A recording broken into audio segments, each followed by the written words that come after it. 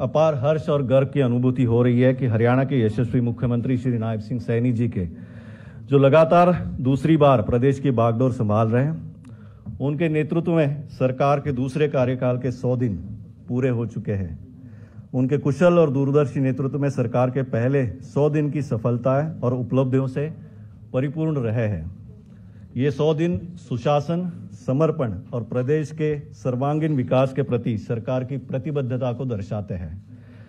चाहे वो किसानों के हितों की बात हो, युवाओं के रोजगार की दिशा में प्रयास हो, या समाज के हर वर्ग को सशक्त बनाने का संकल्प हो, मुख्यमंत्री जी के नेतृत्व में हरियाणा निरंतर प्रगति के पथ पर अग्रसर है। मुख्यमंत्री श्री नायब सिंह सैनी जी की कर्मठता, समर्पण और हर नागरिक के कल्याण के हेतु उनकी अटूट प्रतिबद्धता प्रदेश को नई ऊंचाई तक ले जाने में बहुत ही कारगर साबित हो रही है। उनकी नेतृत्व क्षमता, दूरदृष्टि और जनहितकारी नीतियों हरियाणा को देश का अग्रणी राज्य बनाने की दिशा में मील का पत्थर साबित हो रहा है। उनका स्वयं का व्यक्तित्व आपको सबको पता है, शुचिता की राजनीति का प्रतीक है। हरियाणा के हंसमुख मुख्यमंत्री के स्वरूप में उनको जनता में पूरी लोकप्रियता प्राप्त हुई है। आज की इस पत्रकार वार्ता में मैं आपका पुनः एक बार स्वागत करता हूं। अब मैं माननीय मुख्यमंत्री श्री नायब सिंह सैनी जी से विनम्र अनुरोध करता हूं कि वे सरकार के 100 दिन के कार्यकाल के अवसर पर सूचना, जनसंपर्क एवं भाषा विभाग द्वारा तैयार की गई पुस्तिका और पैम्पलेट का विधिवत विमोचन करें।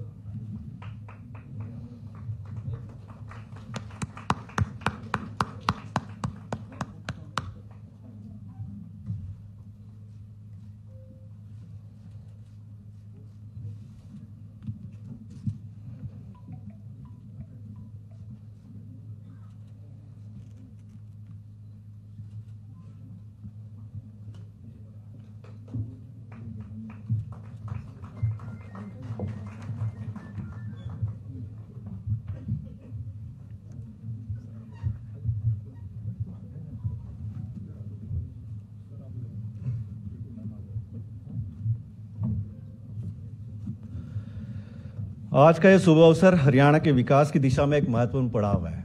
वैसे तो पूरे सरकार के कार्यकाल में 100 दिन बहुत ही कम होते हैं, लेकिन जो सबसे पहले 100 दिन होते हैं वो बहुत महत्वपूर्ण इसलिए है कि ये सरकार की दिशा और सरकार का संकल्प और दृढ़ निश्चय दर्शाता है कि जनता के प्रति जो संकल्प सरकार ने लिए है वो आगे के जो कार्यकाल में है किस रफ्तार से और किस दिशा में और किस दृढ़ता से वो पूरे किए जाएंगे।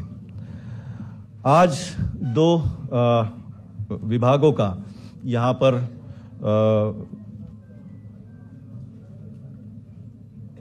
उद्घाटन किया जा रहा है।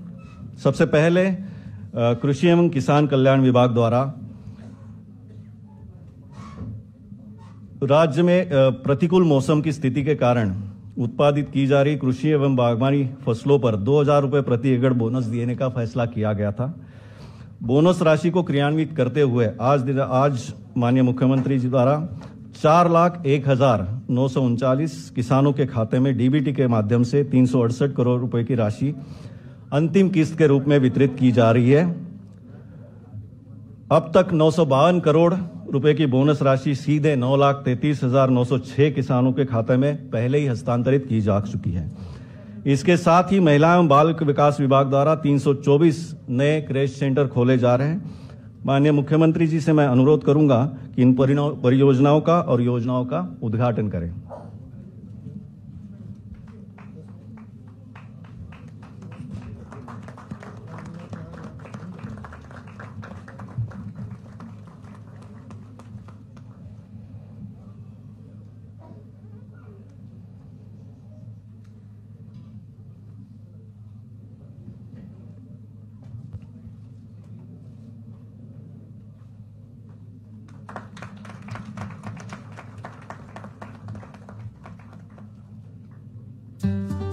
ये हंसते खिलखिलाते फूलों से मासूम चेहरे देश का भविष्य हैं।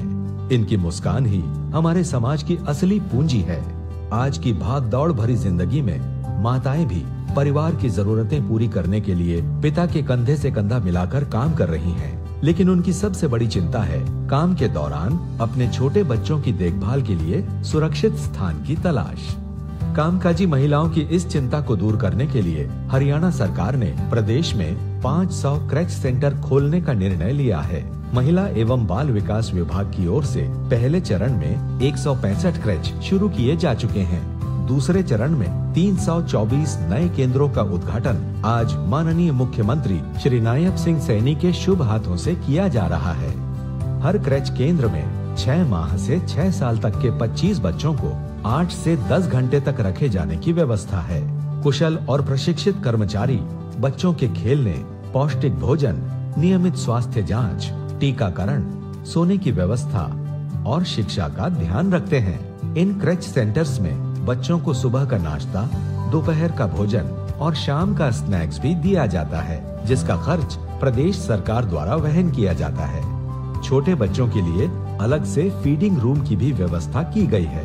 महिला एवं बाल विकास विभाग राज्य में क्रैच की बढ़ती उपयोगिता को देखते हुए निरंतर इनकी संख्या बढ़ाने के लिए प्रयासरत है। हरियाणा सरकार ने अपनी क्रैच नीति के तहत 2024-25 के लिए 32 करोड़ 15 लाख रुपए की धनराशि आवंटित की है। नए क्रैच केंद्रों के निर्माण का कार्य तेजी से चल रहा है ताकि निर्धारित लक्ष्य जल्द ही पूरा किया जा सके। प्रदेश में क्रैच सुविधा कामकाजी महिलाओं और उनके परिवारों के लिए एक वरदान साबित हो रही है। हरियाणा सरकार का यह कदम दूसरे राज्यों के लिए एक मिसाल बनकर उभरा है और वर्तमान के साथ साथ भविष्य को भी संवारने का एक सशक्त प्रयास है।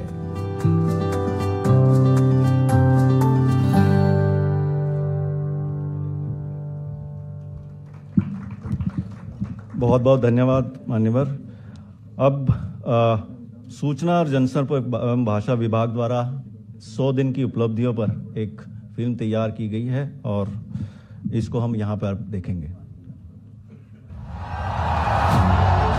मैं नायब सिंह सैनी ईश्वर की शपथ लेता हूँ। शपथ ग्रहण के बाद हरियाणा के लोकप्रिय मुख्यमंत्री श्री नायब सिंह सैनी ने अपने कार्यकाल के पहले 100 दिनों में विकास और जन कल्याण का लक्ष्य लेकर कार्य किए। आज उसकी कामयाबी की गूंज पूरे धमक के साथ हरियाणा वासी महसूस कर रहे हैं। अब हरियाणा में डबल इंजन सरकार के पिछले 1 दशक के विकास को मिली है तिगुनी रफ्तार। सैनी जी की नई सरकार को अभी कुछ हफ्ते ही हुए हैं वैसे तो, और उनकी प्रशंसा पूरे देश में हो रही है। सरकार बनने के तुरंत बाद जिस तरह यहां बिना खर्ची, बिना पर्ची के हजारों नौजवानों को पक्की नौकरियां मिली हैं, वो देश ने देखा है। अब यहां डबल इंजन की सरकार डबल रफ्तार से काम कर रही है। 100 दिनों के शासन में मिला नया आधार, मिला नया आधार, मिला नया आधार। हरियाणा के विकास को मिली नई रफ्तार, हरियाणा के विकास को मिली नई रफ्तार। यशस्वी प्रधानमंत्री श्री नरेंद्र मोदी के प्रोत्साहन और मार्गदर्शन के जरिए बीते 100 दिनों से हरियाणा विकास में लगातार गति पकड़ रहा है। गरीबों का भला, किसानों का कल्याण, सशक्त हो रही हैं महिलाएं और युवाओं के सपनों को मिल रही नई उड़ान। किसान और किसानी की खुशहाली के लिए राज्य में सभी फसलों के दाने दाने की खरीद होती है MSP पर। फसल खरीद का पैसा DBT के माध्यम से 48 घंटे में किसान के खाते में। धन्यवाद तो हरियाणा सरकार नायब सिंह सैनी का करेंगे। मंडियों में जाते थे जी, बहुत धक्के खाया करते, पेमेंट भी पता नहीं कितने कितने दिन में मिला करती। अब ये ऑनलाइन का सिस्टम ही सा कर दिया, जिन सरकारों ने अपना फसल ले गए और हमारा बिका और ऑनलाइन हमारे पैसे आ गए, और वो भी टाइम पे। शामलात भूमि पर 20 वर्षों से काबिज कृषक पट्टेदारों को भूमि का मालिकाना हक दिया। बारिश की कमी के कारण किसानों के आर्थिक बोझ को कम करने के लिए किसानों को मिली प्रोत्साहन राशि। करनाल में महाराणा प्रताप बागवानी विश्वविद्यालय के कैंपस का माननीय प्रधानमंत्री ने किया शिलान्यास। हमेशा गरीबों के साथ खड़ी हरियाणा सरकार ने अंत्योदय परिवारों के किडनी रोग से पीड़ित रोगियों के लिए मुफ्त डायलिसिस की सेवाएं शुरू की। आयुष्मान चिरायु योजना से 70 साल से अधिक बुजुर्गों को 5 लाख तक सालाना मुफ्त इलाज। गरीब आदमी तक 1 रुपया मुश्किल से पहुंचता था, सभी का अकाउंट खुलवा दिया, अकाउंट में ही पैसा आता है, बीच की दलाली सब खत्म होगी। सबसे अच्छी सरकार मान रहा हूँ मैं तो। उनका 70 साल का शासन देख लो, इनका 10 साल का, उनसे 10 गुना आगे है। पहले विधानसभा सत्र में ही पिछड़ा वर्ग बी को पंचायती राज संस्थाओं व शहरी स्थानीय निकायों में आरक्षण के साथ ही अब तक वंचित रह गई अनुसूचित जातियों को भी उनका अधिकार दिया। गरीबों को मिल रहे 100-100 गज के प्लॉट और पीएम आवास योजना के अंतर्गत मकान निर्माण के लिए वित्तीय सहायता और गरीब परिवारों को पीएम सूर्य घर योजना में मिल रही है मुफ्त बिजली। नागरिक कल्याण और आम जन की समस्या के त्वरित निवारण के लिए समाधान शिविर शुरू किए गए। महिलाओं को सशक्त बनाने के लिए माननीय प्रधानमंत्री श्री नरेंद्र मोदी जी ने पानीपत से LIC बीमा सखी योजना का शुभारंभ किया। स्वयं सहायता समूहों को मिला प्रोत्साहन। प्रदेश में 5 लाख महिलाओं को लखपति दीदी बनाने का लक्ष्य रखा गया है। नमो ड्रोन दीदी को 8 लाख कीमत का ड्रोन भी मुफ्त देगी सरकार। हमें बड़ा गर्व हो रहा है। हमारे मुख्यमंत्री जी का हम बार बार धन्यवाद करते हैं कि उन्होंने लेडीज को ऐसा मौका दिया है बेटियों को आगे बढ़ने के लिए। पहले मेरी कोई पहचान नहीं थी, मुझे कोई नहीं जानता था गांव में, अब मुझे सब जानते हैं ड्रोन दीदी के नाम से। गरीब परिवारों को सिर्फ 500 रुपए में गैस सिलेंडर। इसके अलावा आंगनबाड़ी कार्यकर्ताओं और सहायिकाओं के मानदेय में भी बढ़ोतरी की गई। महिलाओं के अलावा युवाओं को भी बड़ी राहत देते हुए राज्य की बागडोर संभालते ही बिना खर्ची बिना पर्ची के 27,000 से अधिक युवाओं का सरकारी नौकरी का सपना साकार हुआ।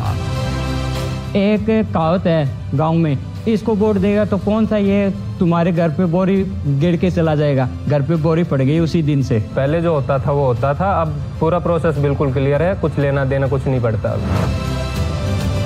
नशा मुक्त हरियाणा की परिकल्पना पर आगे बढ़ने का हुआ आह्वान। युवाओं में हुनर के साथ सेहत का ख्याल रख रही सरकार। गांव-गांव में खुल रहे इंडोर जिम।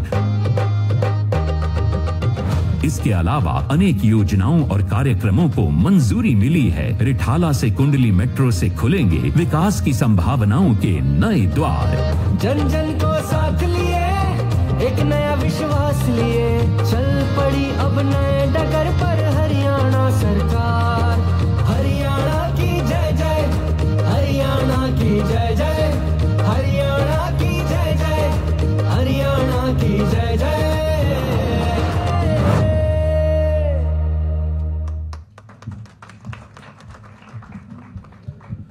बहुत बहुत धन्यवाद सबका। मैं माननीय मुख्यमंत्री श्री नायब सिंह सैनी जी से अनुरोध करूंगा कि इस प्रेस वार्ता को संबोधित करें। थैंक यू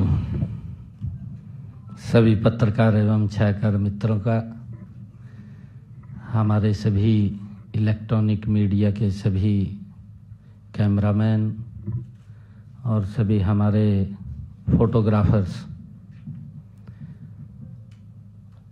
100 दिन तीसरे कार्यकाल के सरकार ने पूरे किए हैं। गौरवशाली तीव्र गति से सरकार ने काम किया है और उसको लेकर के आज सभी पत्रकार एवं छायाकार मित्रों के बीच में आपसे रूबरू होने का अवसर मिला है। हमारे सभी मंत्रीगण, श्याम सिंह राणा जी, रणवीर गंगवा जी और विपुल गोयल जी, हमारे श्रुति चौधरी जी, हमारे चीफ सेक्रेटरी महोदय और हमारे प्रिंसिपल चीफ प्रिंसिपल सेक्रेटरी खोलर साहब,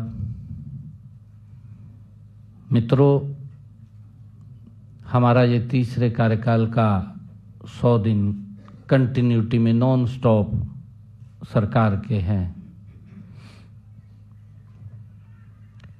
मैं थोड़ा आप लोगों को पहले पीछे ले जाना चाहता हूं, क्योंकि हमारी सरकार ने 2014 से हरियाणा प्रदेश को नॉन स्टॉप आगे बढ़ाने का काम किया है। हरियाणा में कई बीमारी ही कहूं, कई बीमारियों से हरियाणा ग्रसित था। जैसे परिवारवाद की बीमारी थी, क्षेत्रवाद की थी, भेदभाव होता था। परंतु अगर आप देखें कि युवाओं के अंदर अविश्वास था कि नौकरी पढ़ने से नहीं, नौकरी तो चक्कर काटने से मिलेगी। किसी विधायक, मंत्री, मुख्यमंत्री के दरबार में हाजिरी लगेगी, तब जाकर के माँ बाप इंतजाम करता था, मोटा इंतजाम भी करता था, तब जाकर के कहीं उसको ये विश्वास होता था कि नौकरी लगेगी। परंतु गरीब व्यक्ति को तो अगर वो कहीं जमीन जमून बेच करके या गहने बेच करके इंतजाम करता था तो तब भी उसको नौकरी नहीं लगती थी। इस प्रकार का माहौल और वातावरण हरियाणा प्रदेश के अंदर था, जो मैंने कहा है कि राजनीतिक रूप से कई बीमारियों से ग्रसित था हरियाणा प्रदेश। परंतु पिछले ये तीसरे टर्म की भारतीय जनता पार्टी की सरकार उन सब बातों को मजबूती से बदलाव हरियाणा प्रदेश के अंदर करने का काम हमारी डबल इंजन की सरकार ने किया है। आदरणीय नरेंद्र मोदी जी के नेतृत्व में जो हमारी सरकार चली है, धीरे धीरे करके क्षेत्रवाद को समाप्त किया है।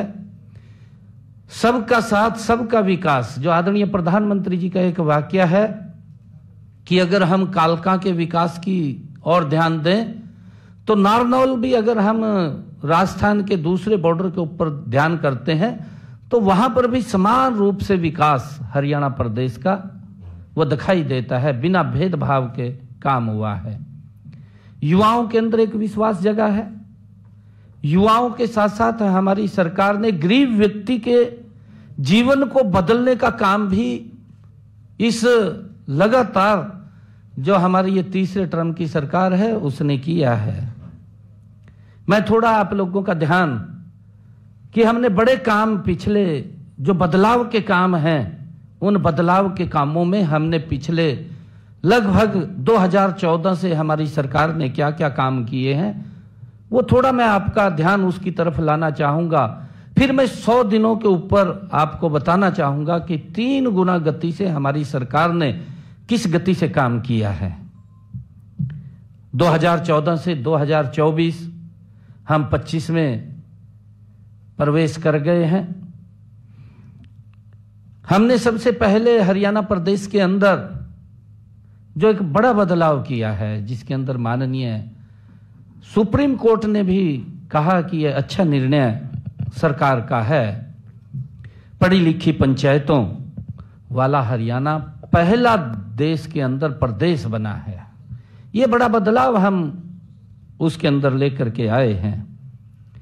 दूसरा हमने बड़ा काम जो किया है, जो हमारे कर्मचारी थे, कर्मचारियों के ट्रांसफर पॉलिसी ला करके, नहीं तो एक बड़ा हरियाणा प्रदेश के अंदर ये एक सिस्टम चलता था कि वही बदली बगैर पैसे के नहीं होती, परंतु हमने ट्रांसफर पॉलिसी ला करके घर बैठे व्यक्ति को सम्मान देने का काम किया है। आज मुझे खुशी है कि मैं आज आप लोगों से रूबरू हो रहा हूं।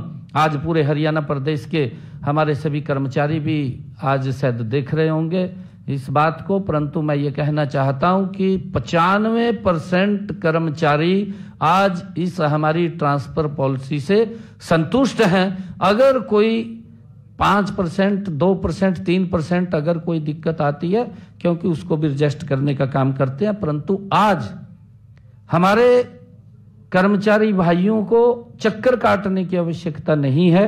ये ट्रांसफर पॉलिसी जो नीति लागू की है, ये हमारा देश का पहला राज्य है जिसने इसको लागू किया है। ये मेरे लिए खुशी की बात है। तीसरा हमने बड़ा काम जो किया है, तीसरा काम किया है परिवार पहचान पत्र, जो घर बैठे ही सरकार की योजनाओं के साथ जुड़ना और घर बैठे ही उन योजनाओं का लाभ उन तक पहुंचना, ये बड़ा एक चेंजिंग। नहीं तो योजना का लाभ लेने के लिए गरीब व्यक्ति को दर दर की ठोकरें खाना पड़ता था। वो ऑफिसों के चक्कर काटता था, एक बार गया, 2 बार गया, हार करके घर बैठ जाता था कि नहीं मिलता। सिस्टम ही ऐसा है। परंतु जब से ऑनलाइन इस सिस्टम को लागू किया है, घर बैठे ही व्यक्ति को किसी दफ्तर के चक्कर नहीं काटने पड़ते, उसको उसके घर के ऊपर योजनाओं का लाभ मिल रहा है। मुझे खुशी है कि 52 लाख परिवारों को 400 योजनाओं का लाभ घर बैठे ही मिल रहा है। ये एक बड़ा काम जो तीसरा परिवार पहचान पत्र ने दिया है कि जो पात्र व्यक्ति है उस तक सरकार पहुंचे, योजनाबद्ध तरीके से पहुंचे, उसको कहीं किसी के पास चक्कर काटने की आवश्यकता नहीं है। ये काम एक बड़ा बदलाव लाने का काम हमारी सरकार ने पिछले ये तीसरे टर्म की जब हम बात कर रहे हैं कि हमने लगातार 2014 से इसके अंदर किया है। मुझे यह भी खुशी है कि हमने चौथा काम जो किया है सामाजिक सुरक्षा पेंशन का।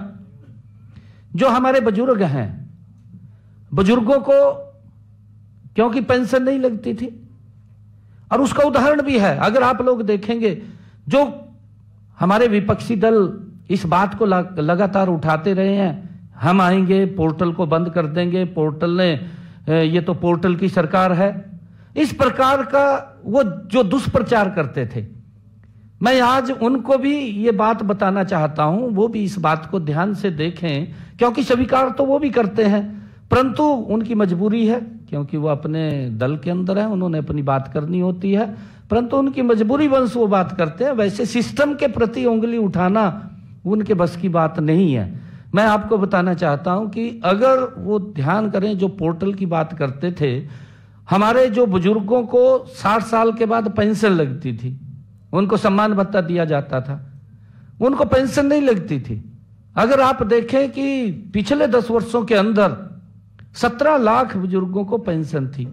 आज अगर हम देखें इस पोर्टल के कारण कि व्यक्ति छूटे नहीं और उसको इसके साथ जोड़ा है, जोड़ करके कि अगर ऑटोमेटिक उसकी पेंशन लग जाएगी। मुझे खुशी है जब ये पोर्टल के साथ जुड़ा है, तो अगर हमारे किसी बुजुर्ग की आयु 60 वर्ष हो जाती है तो ऑटोमेटिक उसकी पेंशन लग करके उसके घर पे चली जाती है। ये एक बड़ा बदलाव एक सिस्टम का, क्योंकि उसे ऑफिस के चक्कर नहीं काटने पड़ते, किसी कर्मचारी या अधिकारी के पास नहीं जाना पड़ता, घर बैठे ही उसको पेंशन लग रही है। एक बड़ा बदलाव इसके अंदर उसके जीवन के अंदर आया है, और उसका परिणाम यह निकला कि कांग्रेस अपने 10 वर्षों में हरियाणा प्रदेश में मात्र 17 लाख बुजुर्गों को पेंशन दे पाई, और हमने आकर के उसके अंदर डबल 2 गुना बढ़ोतरी की है। हमारे यहाँ पर 34 लाख बुजुर्गों को ये पेंशन देने का काम हम कर रहे हैं। बड़ा बदलाव उसके अंदर आया है और उसके बारे में वो समझ भी रहे हैं।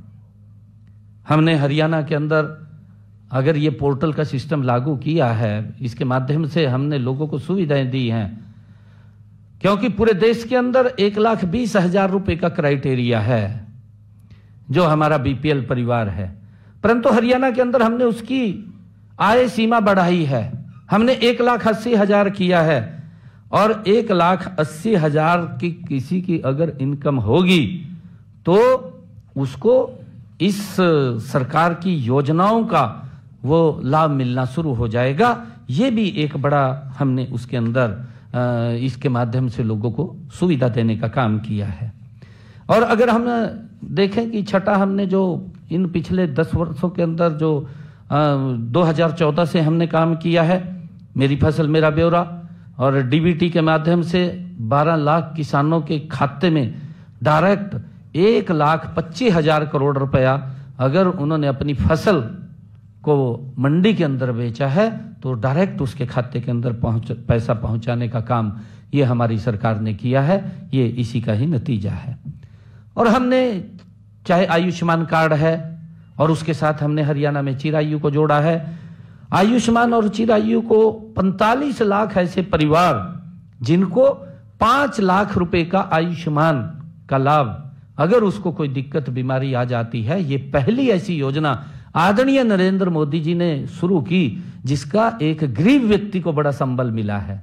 गरीब व्यक्ति को ये चिंता नहीं है कि उसके इलाज के लिए पैसा कहां से आएगा। ये व्यवस्था अगर किसी ने खड़ी की है तो ये नरेंद्र मोदी और डबल इंजन की सरकार ने हमने पिछले 2014 के बाद इसको खड़ा किया है। और मुझे बताते हुए कि 1,20,36,000 आयुष्मान चिरायु कार्ड ये ऑनलाइन ही बनाए गए हैं। अगर किसी की इनकम 1,80,000 रुपए से नीचे आती है, कई बार प्राकृतिक कोई दुर्घटनावश भी उसकी इनकम कम हो जाती है कि जो परिवार का एम्प्लॉयर मेंबर है, जो कमाने वाला है, जिसके सर के ऊपर पूरा परिवार चल रहा है, कोई दुर्घटना उसके साथ हो जाती है तो वो व्यक्ति ऑटोमेटिक आर्थिक रूप से वो नीचे चला जाता है। तो जब उसकी इनकम कम होती है तो उसका ऑटोमेटिक ही बीपीएल कार्ड वो बन जाता है। ये सुविधा इसके अंदर दी गई है और इसका लाभ भी हरियाणा प्रदेश के अंदर मिला है।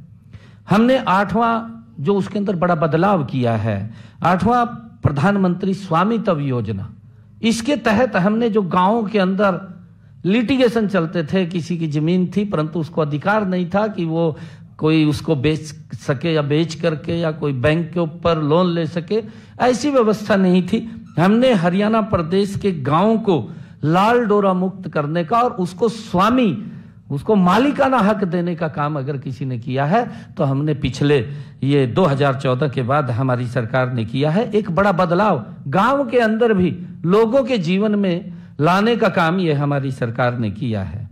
मुझे जो 9वां बड़ा काम हमने पिछले कार्यकाल के अंदर किया है, हम ये देखते थे 2014 से पहले हमारी माताएं बहनें सर के ऊपर मटका रख करके 2-2 किलोमीटर दूर से पीने का पानी घर में लेकर के आती थी, परंतु हर घर में नल और स्वच्छ जल हमने इस लगातार की अपनी सरकार के अंदर हर घर में पहुंचाने का काम किया है। और मुझे खुशी है कि आज हमारी माता बहन कोई भी सर के ऊपर मटका लेकर के दिखाई नहीं देती पीने का पानी लाने के लिए। उसकी रसोई में ही पानी की व्यवस्था करने का काम गति से हमारी डबल इंजन की सरकार ने किया है। आदरणीय नरेंद्र मोदी जी के नेतृत्व के अंदर हर माता को एक बड़ा इससे लाभ मिला है, हर घर के अंदर नल और स्वच्छ जल पहुंचा है। 10वां हमने बड़ा काम किया है जिसके अंदर एक बड़ा बदलाव आया है। ये बड़ा बदलाव हमने ये किया है क्योंकि पूर्व की सरकारें, आप लोग देखते थे कि हम 24 घंटे बिजली देंगे, अपने मैनिफेस्टो में भी लिखते थे, रैलियां भी करते थे, बड़ी बड़ी रैलियां भी की, रैलियों में खड़े होकर के बोलते थे हमें वोट दे दीजिए, हम 24 घंटे बिजली देंगे। परंतु लंबे समय तक हरियाणा के अंदर कोई बिजली नहीं दे पाया। बिजली महंगी होती थी, बिजली कम आती थी, ऐसी स्थिति ये पूर्व की सरकारों के अंदर थी। परंतु एक योजनाबद्ध तरीके से हरियाणा प्रदेश के अंदर एक योजना बनी, हमारा गांव जगमग गांव, और उसका परिणाम यह निकला कि हमने 2014 के बाद आज लगभग 5,861 गांव, जो हमारे टोटल 6500 पंचायतें हैं, 6500 पंचायतों के अंदर से 5,861 ऐसे गांव हैं कि हमारे थर्ड टर्म की सरकार के अंदर 24 घंटे बिजली देने का काम ये हमारी सरकार कर रही है। एक बड़ा बदलाव इसके अंदर आया। आज लोग इस बात की चर्चा करते हैं कि दोपहरी के अंदर जब गर्मी पूरी होती थी लाइट नहीं मिलती थी, खाने के समय लाइट नहीं मिलती थी, परंतु आज किसी को दिक्कत नहीं है, इस बात की चर्चा करते हैं। एक बड़ा बदलाव हमने पिछले ये 10 वर्षों के अंदर हमारी तीसरी टर्म की सरकार के अंदर ये हमने किया है। हमने बेटियों के लिए एक बड़ा काम किया है। मैं देखता था कि बेटियां इस बात को लेकर के उनके मन में पीड़ा होती थी, क्योंकि हमारे बेटियों के माँ बाप उनको बाहर दूर पढ़ाने के लिए नहीं भेजते थे, एक बड़ी दिक्कत का सामना बेटियों को करना पड़ता था। बेटियों के मन में होता था कि मैं पढ़ाई करूं, परंतु मजबूरी वंश वो पढ़ाई नहीं कर पाती थी। और हमारी सरकार ने पिछले 2014 के बाद एक रोड मैप तैयार किया, डबल इंजन सरकार ने, कि हर 20 किलोमीटर के ऊपर एक सरकारी राजकीय महाविद्यालय खुलेगा। 79 महाविद्यालय हरियाणा के अंदर खोले गए और मुझे खुशी है जिसके अंदर 30 महाविद्यालय स्पेशल लड़कियों के लिए खोले गए।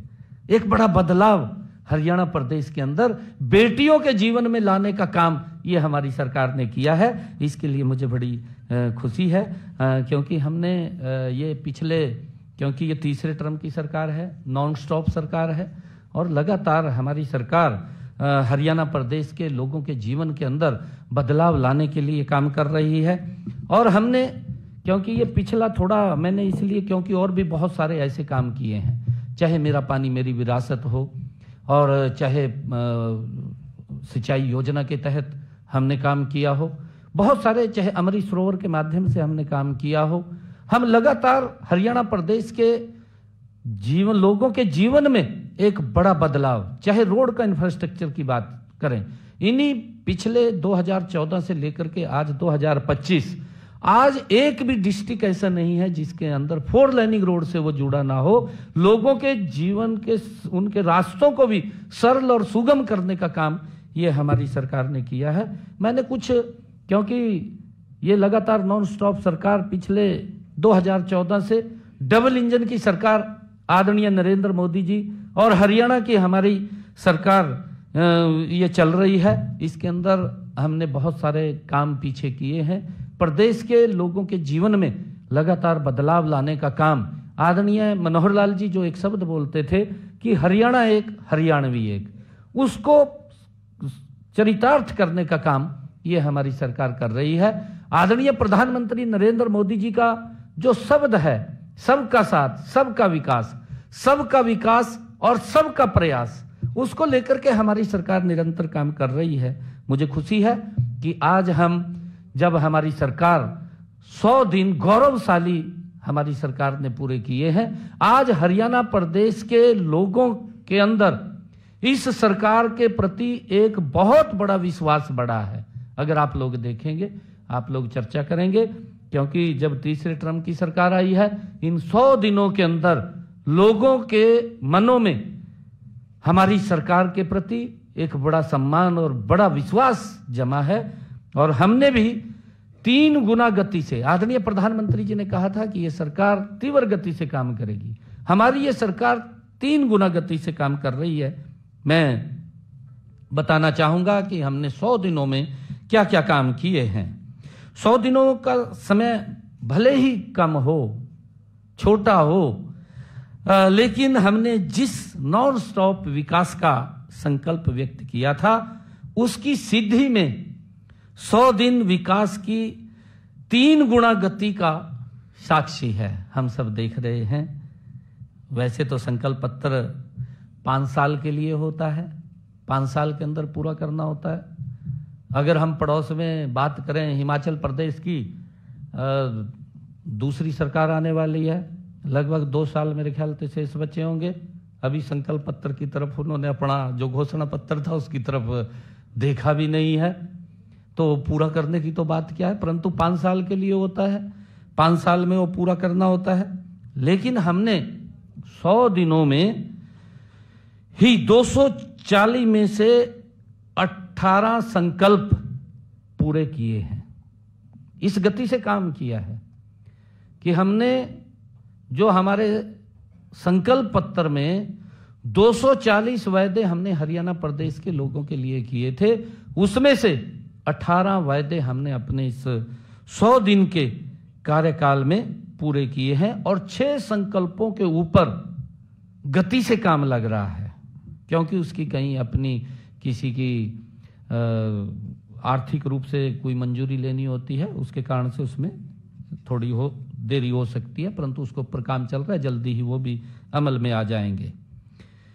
हमने कम से कम 50 और संकल्पों को पूरा करने की प्रशासनिक व वित्तीय अनुमोदन की प्रक्रियाएं जारी हैं, क्योंकि प्रशासनिक भी कहीं उसकी लेनी पड़ती है और वित्तीय भी हमें उसकी व्यवस्था खड़ी करनी पड़ती है। उस प्रक्रियाओं के लिए 50 और ऐसे संकल्प हमारे हैं जो उसके अंदर प्रक्रिया में हैं और जल्दी ही वो पूरे होंगे। हमें दृढ़ निश्चय के साथ आगे बढ़ रहे हैं।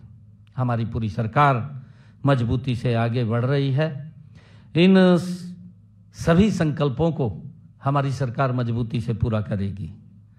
एक वाक्य मुझे ध्यान आ रहा है कि आंधी तूफान बिजली बरखा, आंधी तूफान बिजली बरखा धूप घटा कम रोकेगी, मजबूती से पांव उठे तो कोई मंजिल दूर नहीं।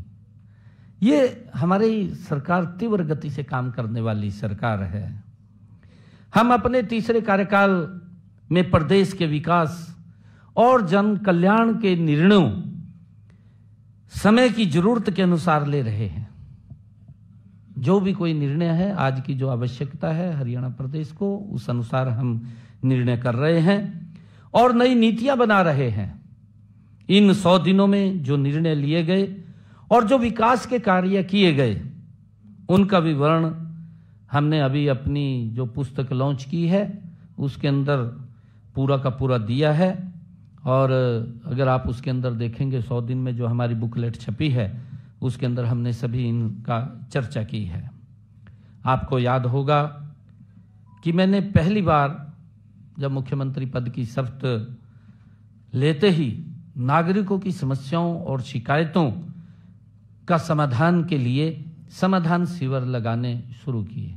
क्योंकि लोगों को जो समस्याएं होती थी उनको हमने अधिकारियों को, जिसमें हमारा उपायुक्त और पुलिस अधीक्षक, पूरे अधिकारी, सभी विभागों के अधिकारी समाधान शिविरों में सुबह 9 बजे से लेकर के 11 बजे तक आम जन की समस्या को वो सुनते थे, उसका समाधान करते थे।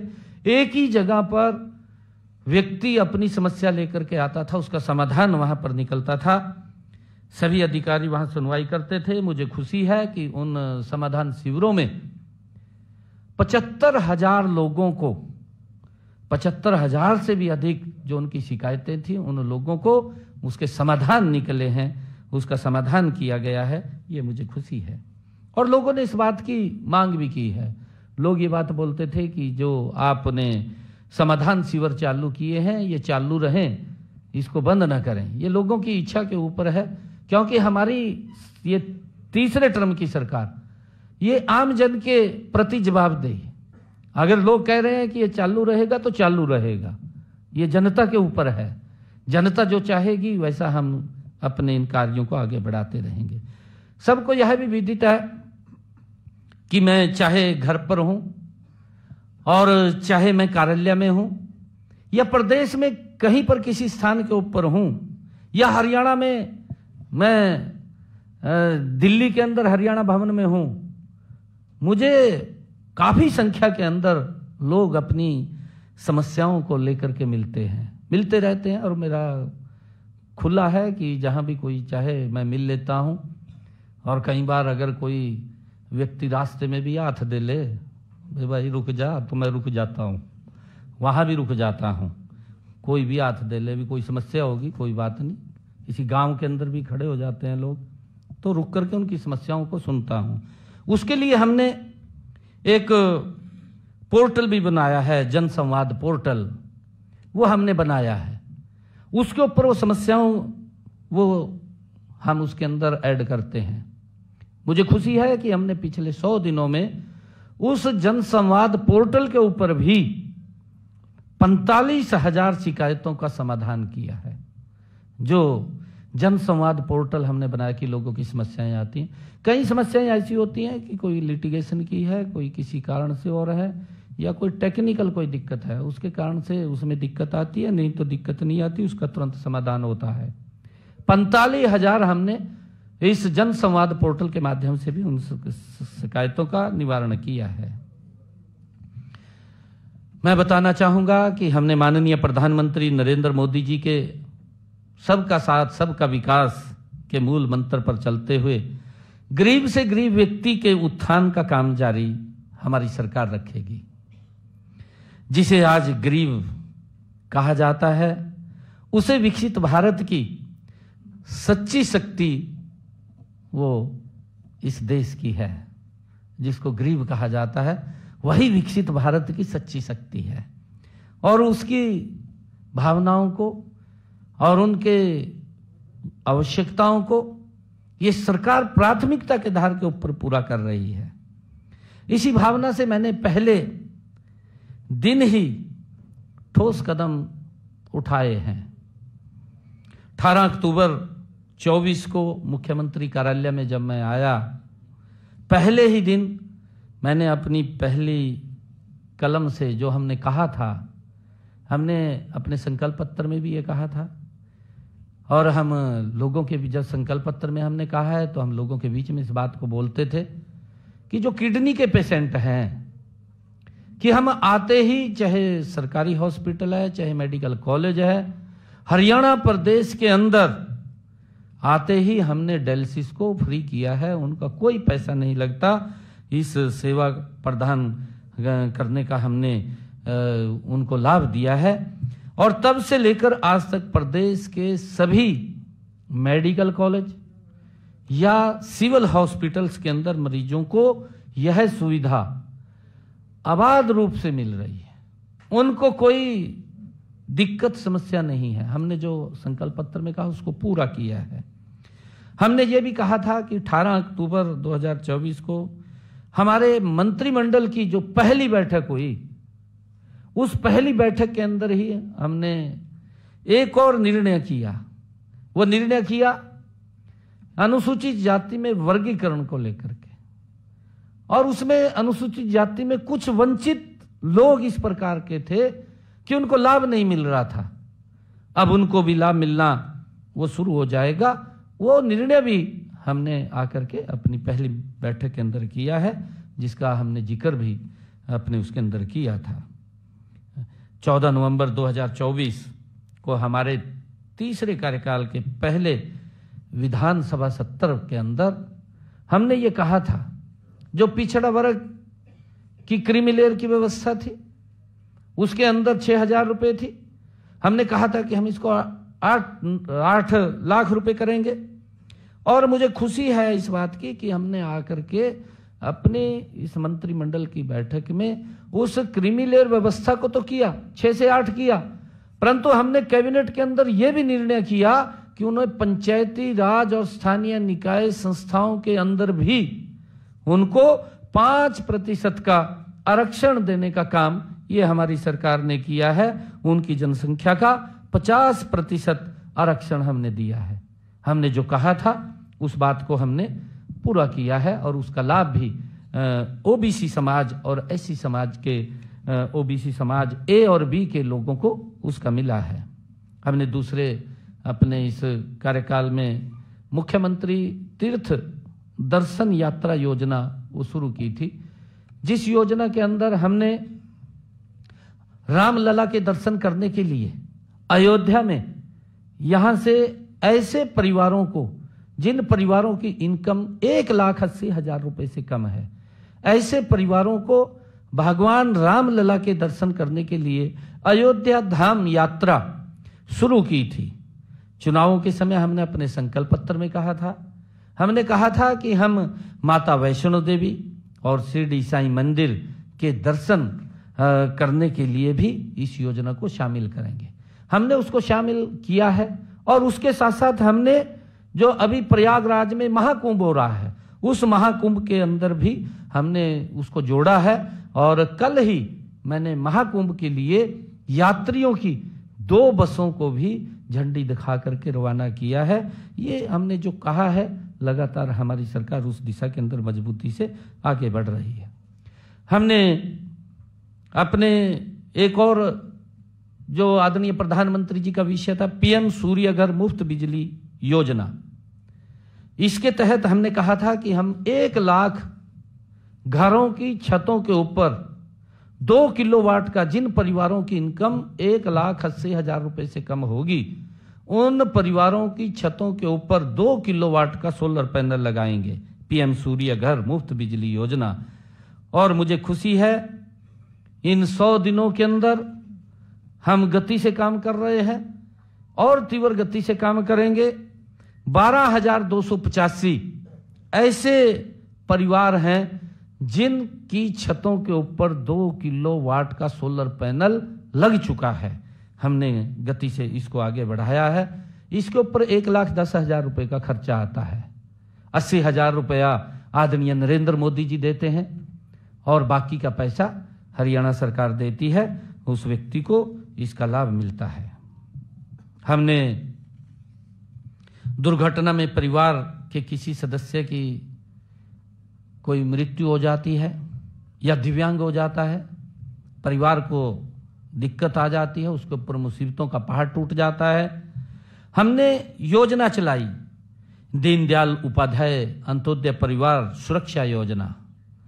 ये जो दीनदयाल उपाध्याय अंत्योदय परिवार सुरक्षा योजना ऐसे परिवारों के लिए जिन परिवारों की इनकम 1,80,000 रुपए से कम है, ऐसे परिवारों को अगर कोई दुर्घटना हो जाती है परिवार के साथ, परिवार के ऊपर दुखों का पहाड़ टूट जाता है, तो उसको संबल देने के लिए ये योजना है।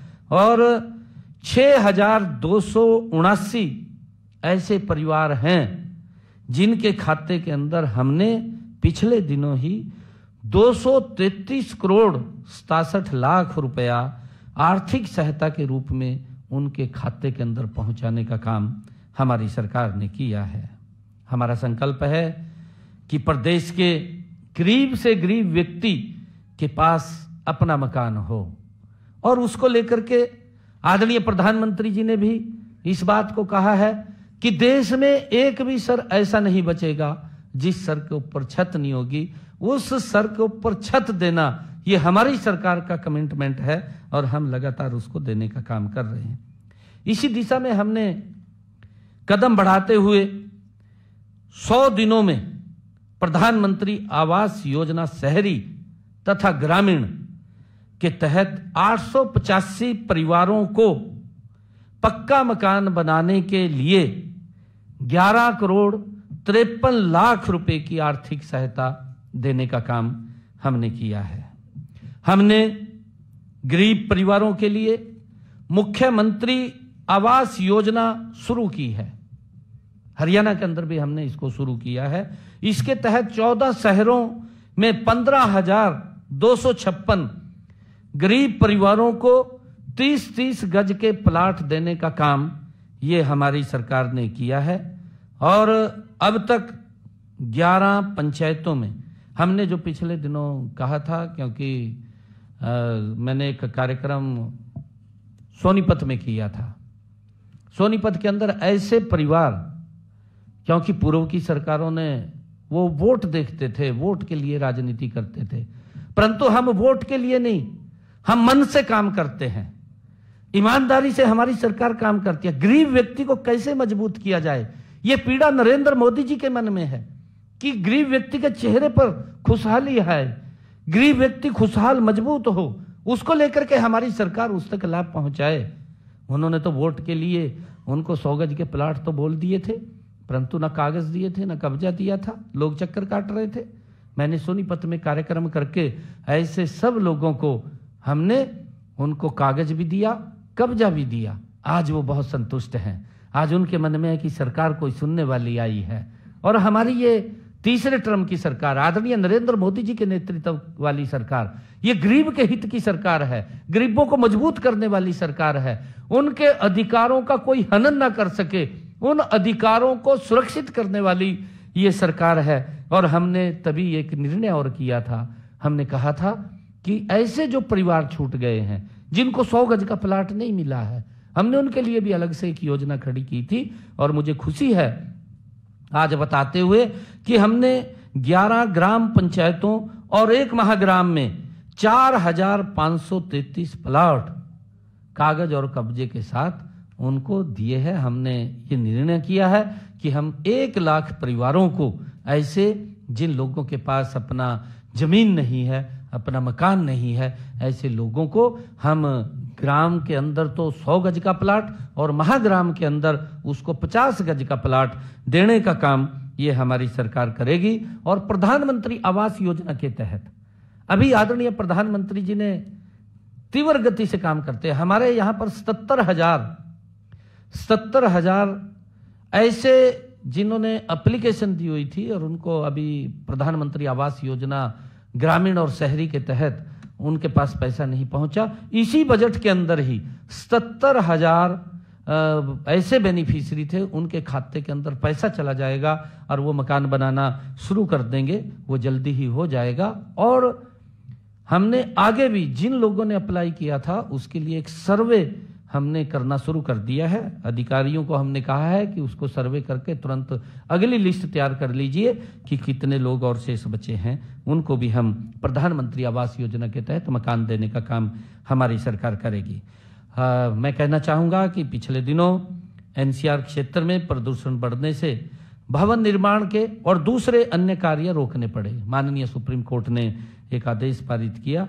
इससे हमारे जो मजदूर थे उनकी आजीविका प्रभावित हुई थी, क्योंकि हमारे जो मजदूर हैं वो सुबह कमाते हैं, शाम को खाते हैं। इस प्रकार की स्थिति है। कोरोना के अंदर भी इस प्रकार की स्थिति बन गई थी उनके सामने, परंतु सरकार मजबूती से उनके साथ खड़ी थी। उनको कोरोना में भी दिक्कत नहीं आने दी। और अब जब ये प्रदूषण को लेकर के उसके ऊपर जो ग्रेड 4 वो लगाया गया था, उसके माध्यम से हमने उनका जो गुजारा भत्ता है उसको फेज 1 व फेज 2 के अंदर उन सब ऐसे श्रमिकों को 4,51,00,000 हमारे जो पंजीकृत श्रमिक हैं उनके खाते के अंदर हमने 230 करोड़ रुपए वित्तीय सहायता के रूप में उनके खाते के अंदर पहुंचाया है, ताकि उनको पारिवारिक में कोई दिक्कत परेशानी ना हो। हमारी सरकार मजबूती से उनके हित के लिए काम कर रही है। इसके अलावा इसी अवधि में श्रमिकों के कल्याण की विभिन्न योजनाओं के तहत हमने 73,697 श्रमिकों को 50 करोड़ 28 लाख रुपए की वित्तीय सहायता वो भी दी है। हमने अपने इसी कार्यकाल के दौरान जो हीमोफीलिया व थैलीसीमिया बीमारी से ग्रस्त रोगियों को भी अभी कैबिनेट के अंदर हमने फैसला किया है और फैसला करके उनको 3,000 रुपए मासिक पेंशन का लाभ देने का काम हमने किया है। यह पेंशन हर आयु, पहले तो 18 वर्ष के बाद मिलती थी, परंतु अब हमने उस कंडीशन को हटा दिया है और कंडीशन को हटा करके किसी भी आयु में जब इस प्रकार की बीमारी हीमोफीलिया या थैलीसीमिया बीमारी से अगर कोई ग्रस्त होता है उसको पेंशन देने का निर्णय हमने किया है और उसका लाभ ऐसे पेशेंट जो रोगी हैं उनको मिलेगा। हमने हरियाणा के अंदर यह भी निर्णय किया है कि जो दिव्यांग पेंशन के नियम 2016 में संशोधन करके उसको भी 3,000 रुपए मासिक दिव्यांग पेंशन का लाभ 10 और श्रेणियों को भी दिया गया है। अभी कैबिनेट के अंदर हमने फैसला लिया था, उसको जोड़ा है। इससे हरियाणा प्रदेश के 32,000 दिव्यांग जन लाभान्वित होंगे। 32,000 और लोग इसके अंदर जुड़े हैं, उनका बड़ा लाभ इस फैसले के माध्यम से जो हमने कैबिनेट के अंदर लिया है उसका लाभ मिलेगा। मैं बताना चाहूंगा कि हमने महिलाओं को भी स्वावलंबी बनाकर उनका सशक्तिकरण करना एक हमारा प्रमुख प्राथमिकता है। आदरणीय प्रधानमंत्री जी, हमारी डबल इंजन की सरकार महिलाओं को लगातार सशक्त और मजबूत करने का काम कर रही है। आदरणीय प्रधानमंत्री नरेंद्र मोदी जी ने देश की आधी आबादी को सशक्त बनाने के लिए पानीपत में बीमा सखी योजना का शुभारंभ किया। आप सब जानते हैं इसमें महिलाओं को पहले साल 7,000 रुपए, दूसरे साल 6,000 रुपए, तीसरे साल 5,000 रुपए मासिक वेतन मिलेगा और उन बहनों को जो वो बीमा करेंगी उसका कमीशन तो मिलेगा ही। कमीशन के साथ साथ हर महीने उन बहनों को अलग से 2,100 रुपए भी प्रोत्साहन राशि देने का काम ये हमारी सरकार करेगी। इसके लिए एक बड़ी योजना आदरणीय प्रधानमंत्री जी ने बीमा सखी योजना वो पानीपत के ऐतिहासिक भूमि से लॉन्च की है। हमने ये भी निर्णय किया है जो हमने अपने संकल्प पत्र के अंदर भी कहा था और हमने बहनों को भी उसको आज लाभ मिल रहा है। मुझे खुशी है कि हमने इसको पूरा किया है। हमने गरीब परिवारों को एक योजना बनाई, हर घर हर गृहिणी योजना में हर महीने ऐसी बहनों को, जो हरियाणा प्रदेश की 13,02,400 परिवारों को निरंतर 500 रुपए में गैस का सिलेंडर उपलब्ध हो रहा है, उसको हमने पूरा किया है। और उसके तहत अभी कुछ के खाते वेरीफाई होने बकाया है।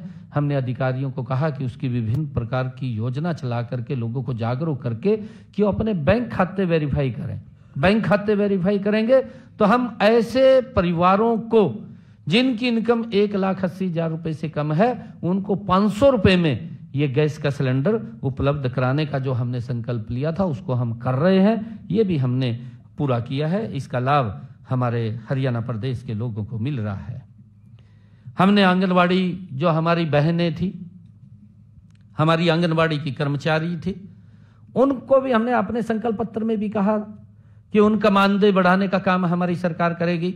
और मुझे ये खुशी है बताते हुए कि हमने आंगनवाड़ी जो कार्यकर्ता है उनके 7,500 रुपए, और जो उसकी सहायिकाएं हैं, आशा वर्कर्स हैं, उनके मानदेय में 400 रुपए मासिक की बढ़ोतरी हमने कर दी है। उसका लाभ उनको मिल रहा है।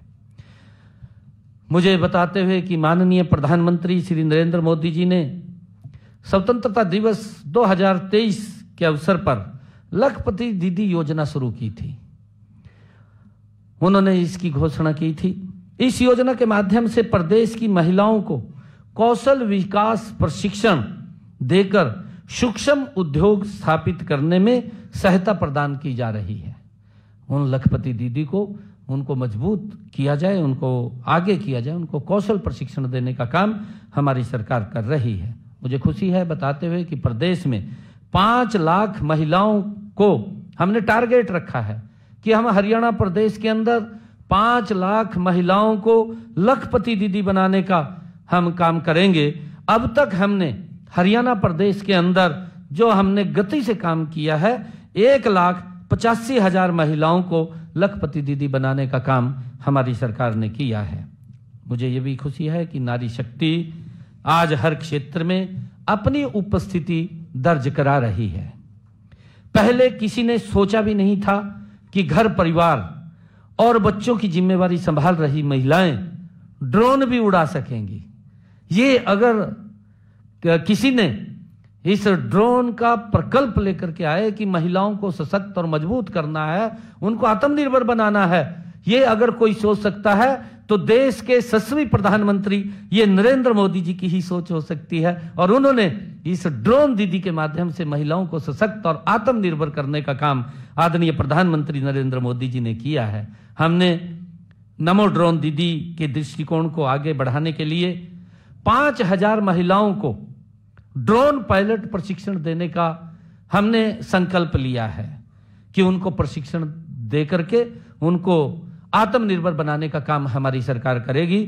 मुझे खुशी है बताते हुए कि हमने अब तक 100 महिलाओं को ड्रोन उड़ाने का प्रशिक्षण दे करके उनको 8 लाख रुपया ड्रोन के लिए, मुफ्त में ड्रोन देने के लिए भी हमने उनको दिया है। ऐसी 100 बहनों को पहले प्रशिक्षण दिया है, फिर उनको फ्री में 8 लाख रुपए का ड्रोन भी दिया है। और मुझे ये बताते हुए कि अगर ड्रोन की कीमत 8 लाख रुपए से ज्यादा है तो उसकी अतिरिक्त राशि, उसका सारा का उसको बैंक से दिलवाने का काम करें। 8 लाख तो सरकार देगी, परंतु अगर वो 8 लाख से ज्यादा का ड्रोन आता है तो उसको बैंक से लोन दिलवाने का काम करेंगे और उस लोन का सारा ब्याज वो हरियाणा सरकार देगी। ये भी निर्णय हमने किया है। हमने आदरणीय प्रधानमंत्री जी के क्योंकि उनका बहुत ही फेवरेट विषय है बेटी बचाओ बेटी पढ़ाओ अभियान को और तेज गति देने के लिए सभी महिला सरपंचों को हमने अभी पिछले दिनों जो हमारी गांव की महिला सरपंच है उनको ब्रांड एम्बेसडर बनाने का गांव के अंदर बेटी बचाओ बेटी पढ़ाओ के लिए ये भी निर्णय हमने लिया है। मुझे खुशी है आप सबके बीच में बताते हुए कि हमने इन 100 दिनों के अंदर हमने जो संकल्प किया था कि मुख्यमंत्री, क्योंकि लगातार युवा हमारे पास आ रहे थे, क्योंकि आज मैं 100 दिन के ऊपर प्रेस कर रहा हूं, क्योंकि फिर भी बीच बीच में हमने, क्योंकि जब विपक्ष इस प्रकार की गतिविधियों में शामिल होता है और इस प्रकार की बातें करता है, एक तरफ तो वो बोलते हैं कि बेरोजगारी फैल रही है, विपक्ष के लोग। अरे 10 वर्ष वो भी रहे थे, हरियाणा प्रदेश के मुख्यमंत्री रहे, उनको तब तो बेरोजगारी दिखाई नहीं दी। परंतु राजनीतिक दृष्टि से, क्योंकि उन्होंने राजनीति करनी है, उन्होंने जिंदा रहना है, परंतु वो इस प्रकार की घटिया राजनीति ना करें। क्योंकि मैंने इलेक्शन के अंदर भी ये बात कही थी कि आप युवाओं के साथ खिलवाड़ कर रहे हैं, युवाओं की भावनाओं के साथ विपक्ष खेलने का काम कर रहा है, दुर्भाग्यपूर्ण है, ये नहीं करना चाहिए। उन्होंने युवाओं के रिजल्ट तैयार थे जब हमने कहा था कि हम युवाओं को बिना पर्ची बिना खर्ची के नौकरी दे रहे हैं। वो जाकर के चीफ इलेक्शन कमीशन पे गए, वो कोर्ट में गए और जाकर के कहा कि रिजल्ट ना निकाला जाए। ये युवाओं के भावनाओं के ऊपर कुठाराघात ये कांग्रेस और विपक्षी दलों ने किया था। मेरे पास युवा आए, कहने लगे कि आप रिजल्ट निकाल दो। मैंने कहा कि मैं तो नहीं निकाल सकता रिजल्ट, तो क्योंकि मखा कांग्रेस के लोग वो चीफ इलेक्शन कमीशन पे गए और उसने लेटर निकाल दिया है कि जब तक कोड ऑफ कंडक्ट लगा हुआ है तब तक आप कोई भी रिजल्ट नहीं निकालेंगे। और किस प्रकार से उनकी भावनाओं के साथ खेल रहे थे, किस प्रकार की बातें इलेक्शन में कर रहे थे। वो ये बात बोल रहे थे कि मेरे हिस्से में 2000 आएंगी, मैं अपने हिस्से की नौकरी दूंगा। कोई बोल रहा था कि मेरे जितने हिस्से में आएंगे उतनी नौकरी दूंगा। और यहां तक कि एक व्यक्ति तो उनका जो प्रत्याशी था, चुनाव लड़ रहा था, वो ये कह रहा था कि मुझे 50 वोट दो, मैं 50 वोट पे एक नौकरी दूंगा। अरे किस प्रकार से उनकी भावनाओं के साथ खेल रहे थे, किस प्रकार से खिलवाड़ कर रहे थे। अरे जिस प्रकार का 2014 से पहले का सिस्टम था, उस सिस्टम को दोबारा स्थापित करना चाहते थे। युवाओं के अंदर भय था। युवा मेरे पास आए, युवा रो रहे थे, युवा ये कह रहे थे कि आप रिजल्ट निकालिए। मैंने कहा कि मैं रिजल्ट नहीं निकाल सकता जब तक, परंतु मैंने उनको एक इंश्योरेंस दिया, मैंने उनको एक आश्वासन दिया कि मैं शब्द बाद में लूंगा, पहले मैं आप लोगों को ज्वाइनिंग लेटर दूंगा। और मुझे खुशी है इस बात को बताते हुए कि हमने युवाओं की उस भावना को, उस विश्वास को कायम रखा है। और हरियाणा प्रदेश के लोगों का मैं दिल से धन्यवाद करता हूं, उन परिवारों का धन्यवाद करता हूं कि जिन्होंने इस सरकार के अंदर तीसरे टर्म में एक बड़े मैंडेट के साथ विश्वास व्यक्त किया है। मेरी सरकार की जिम्मेवारी है कि हम युवाओं के उस भावना को किसी भी ऐसे व्यक्ति से कुचलने नहीं देंगे जो कुचलने की कोशिश कर रहे थे। हम उनको बाहर करने का काम किया। मैंने युवाओं से ये आश्वासन दिया कि मैं शब्द बाद में लूंगा, परंतु पहले आपको ज्वाइनिंग लेटर दूंगा, ज्वाइनिंग कराऊंगा। और मुझे खुशी है कि हम उस संकल्प के ऊपर पूरा उतरे हैं। हमने 25,000 युवाओं को पहले ज्वाइनिंग दिया, फिर मैंने अपने ज्वाइनिंग के ऊपर साइन किया रजिस्टर में बैठ करके, पहले उनको मिला। ये मेरे लिए बड़ी खुशी की बात है और मुझे बड़ा गर्व भी होता है। और आगे भी मैं हरियाणा प्रदेश के युवाओं को ये कहना चाहूंगा आज, क्योंकि ये बड़ा मार्मिक विषय है, क्योंकि कांग्रेस और अन्य जो दल हैं वो उनकी भावनाओं के साथ खिलवाड़ करते हैं। गरीब व्यक्ति तो सोच भी नहीं सकता था कि उसका बच्चा सरकारी नौकरी लग जाएगा। आज अगर सोच बनी है तो ये सोच ऊपर आ जाएंगे, ऊपर आ जाएंगे। विशाल यहाँ आ जाओ, इधर आ जाओ, यहाँ आ जाएंगे।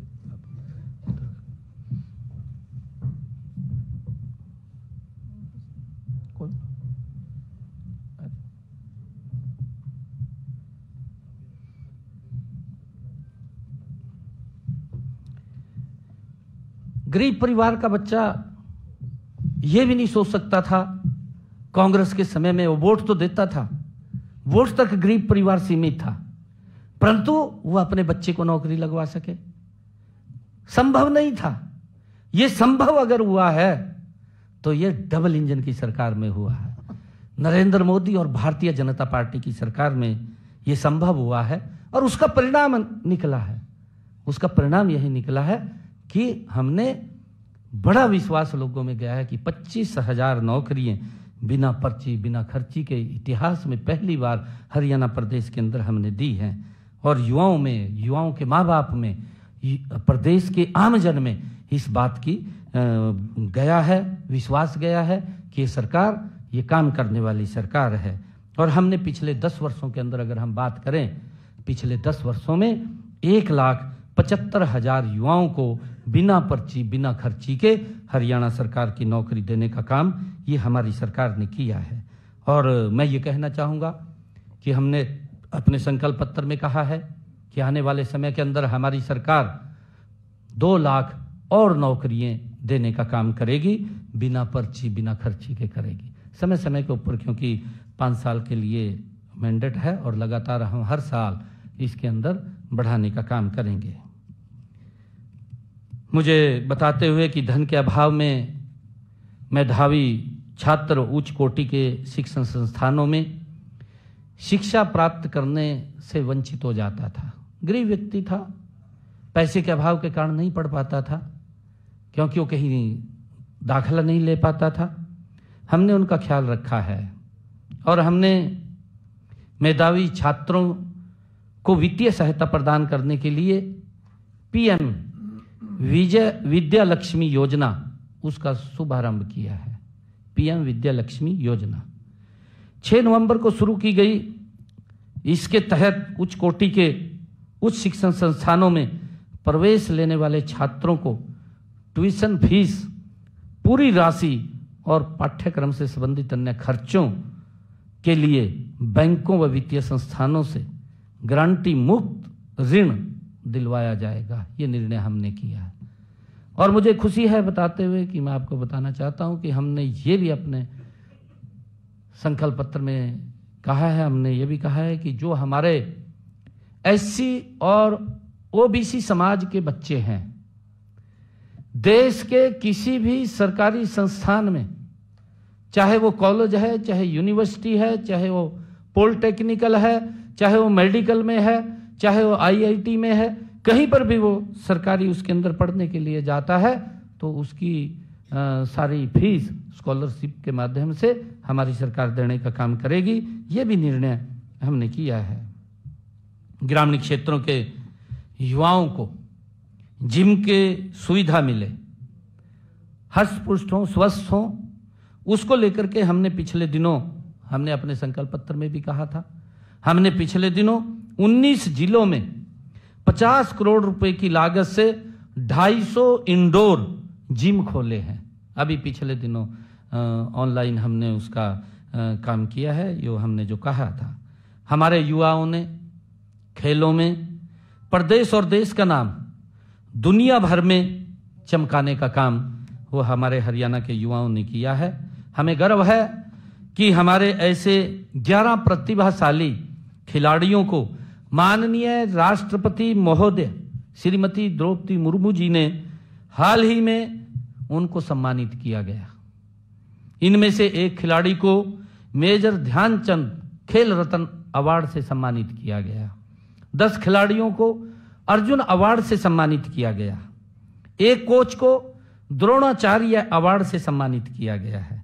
इन सब खिलाड़ियों और इनके माता पिताओं को, क्योंकि उनकी बड़ी मेहनत होती है और सरकार मजबूती से उनके पीछे खड़े होकर के उनको आगे बढ़ाने का काम करती है, और उनके प्रशिक्षक जो उनको ट्रेनिंग देते हैं, उनके ट्रेनर्स, उनको सबको मैं बहुत बहुत शुभकामनाएं और बधाई देता हूं। पेरिस पैरालंपिक में स्वर्ण पदक और टोक्यो पैरालंपिक में कांस्य पदक जीतने वाले हरियाणा के तीरंदाज हरविंदर सिंह का नाम इस साल पद्म श्री से सम्मानित होने वालों में आया है। झज्जर निवासी साहित्यकार डॉक्टर संतराम देसवाल को भी पद्म श्री से सम्मानित किए जाने का घोषणा हुई है। मैं उन्हें भी हार्दिक बधाई और शुभकामनाएं देता हूं। मुझे खुशी है कि तीसरे कार्यकाल में पहले विधानसभा सत्र में हमने जो हमारे HKRN के कर्मचारी थे, पार्ट 1 और पार्ट 2 के कर्मचारी थे, जिनकी सर्विस 5 साल पूरी हो गई थी, ऐसे सब युवाओं को हमने विधानसभा के अंदर बिल ला करके कैबिनेट में पहले पास किया, फिर विधानसभा में बिल लेकर के आए और उनकी सेवाओं को सुरक्षित करने का निर्णय ये हमारी सरकार ने किया है। और इसी तरह हमने तकनीकी शिक्षा विभाग के अतिथि संकाय व अतिथि अनुदेशकों और कॉलेज के एक्सटेंशन लेक्चरर व अतिथि अध्यापकों को सेवाओं को भी हमने सुरक्षित करने का काम किया है। राज्य सरकार के कर्मचारियों और न्यायिक अधिकारियों की किसी की अगर कोई डेथ हो जाती है, उनकी सह सेवानिवृत्ति ग्रेजुटी की अधिकतम सीमा जो पहले 20 लाख रुपए थी उसको बढ़ा करके हमने 25 लाख रुपए किया है। ये भी हमने कहा था।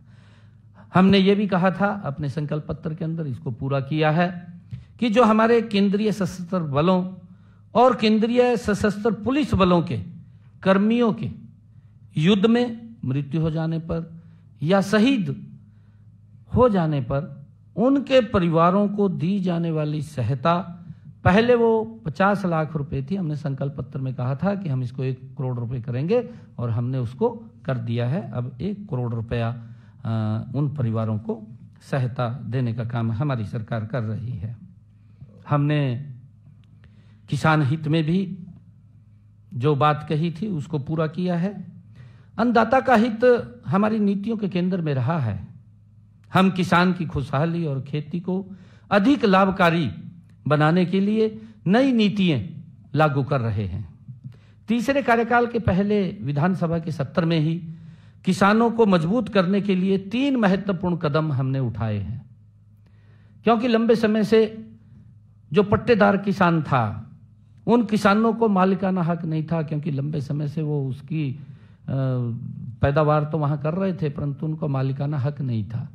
जैसे पाकिस्तान से कुछ लोग इधर आए और उनको आकर के जमीन लौट हुआ, उनके नाम नहीं थी। ऐसे भू मालिकों के बीच विश्वास बहाली का काम हमारी सरकार ने किया है। आप सभी जानते हैं कि पहले भू मालिकों और काश्तकारों में के बीच जमीन के कब्जे तथा मुआवजे इत्यादि को लेकर विवाद वो लिटिगेशन कोर्ट में चलते रहते थे, परंतु हमने निर्णय किया है कि ऐसे पट्टेदार किसानों को, ये विधानसभा के अंदर बिल लेकर के आए और उसके अंदर हमने पास किया कि कलेक्टर रेट लेकर के ऐसे किसानों को, कलेक्टर रेट भी 19 नवंबर 2024 को हम लेकर के आए।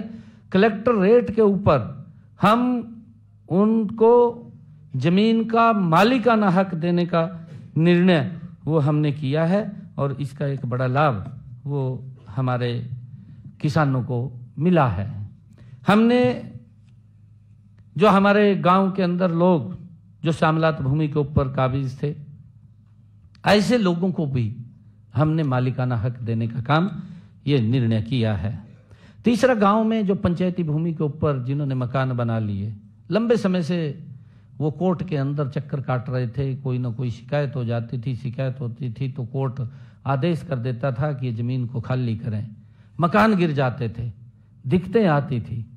परंतु उस दिक्कत को हमने दूर किया है कि अगर 20 वर्ष से ज्यादा कोई भी व्यक्ति पंचायती भूमि के ऊपर उसने मकान बनाया है, वो बैठा है, कलेक्टर रेट लेकर के 500 वर्ग गज तक वो जमीन को अपने नाम करा सकता है।